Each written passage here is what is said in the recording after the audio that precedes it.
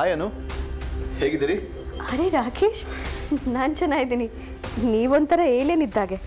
ಯಾವಾಗ ಪ್ರತ್ಯಕ್ಷ ಆಗ್ತೀರಾ, ಎಲ್ಲಿ ಪ್ರತ್ಯಕ್ಷ ಆಗ್ತೀರಾ, ಹೇಗೆ ಮಾಯ ಆಗ್ತೀರಾ, ಒಂದು ಗೊತ್ತಾಗಲ್ಲ. ಕುಡಿಯೋಕೆ ಏನು ಕೊಡಲಿ? ಕಾಫಿನಾ, ಟೀನಾ, ಜ್ಯೂಸಾ? ಅದೆಲ್ಲ ಏನೂ ಬೇಡ. ಹೇಗಿದ್ರು ಫ್ರೂಟ್ ಕಟ್ ಮಾಡ್ತಿದ್ದೀರಾ, ಅಷ್ಟೇ ಸಾಕು.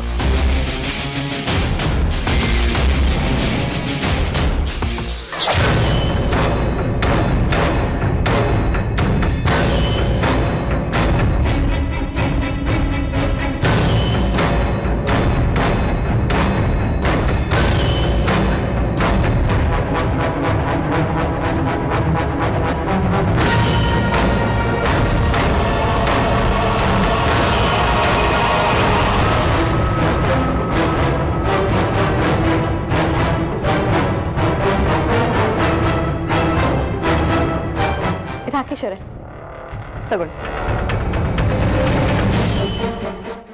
ಕೂತಿರಿ. ಸಿಂಧು ಬಾ, ಕೂತಿ.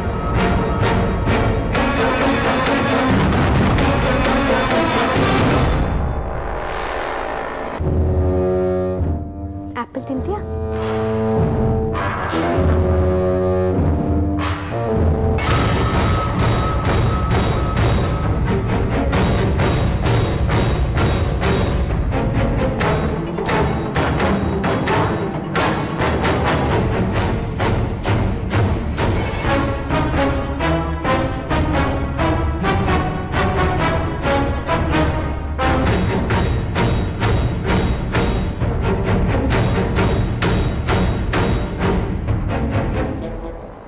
ಏನು ಹಾಗೆ ನೋಡ್ತಿದ್ದೀರಾ? ಅದು ನಂಬೋಕೆ ಸಾಧ್ಯ ಆಗ್ತಿಲ್ಲ. ಸಿಂಧು ಬದುಕಿದಾಳ? ಅವಳೇ ಅಲ್ವಾ ನಿಮ್ಮ ಮುಂದೆ ಕೂತಿರೋದು. ಬದುಕಿಲ್ಲ ಅಂದರೆ ಹೇಗೆ ಕೂತ್ಕೊಳ್ಳೋದಕ್ಕೆ ಸಾಧ್ಯ?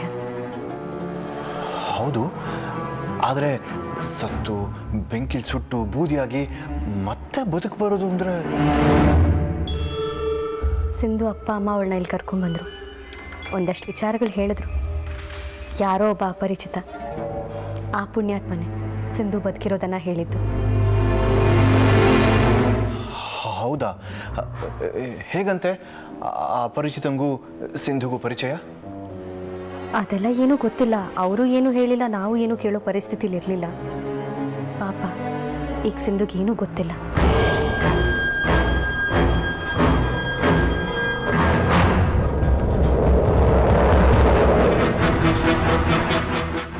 ನಿಮಗೆ ಕಷ್ಟ ಆಗಲ್ವಾ? ಸೇರಿಸ್ಕೋಬಾರ್ದಾಗಿತ್ತು.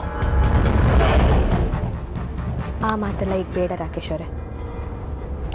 ಆದರೂ ನಿಮ್ಮ ಬಗ್ಗೆ ಕನಿಕರ, ಅದಕ್ಕೆ ಕೇಳಿದೆ.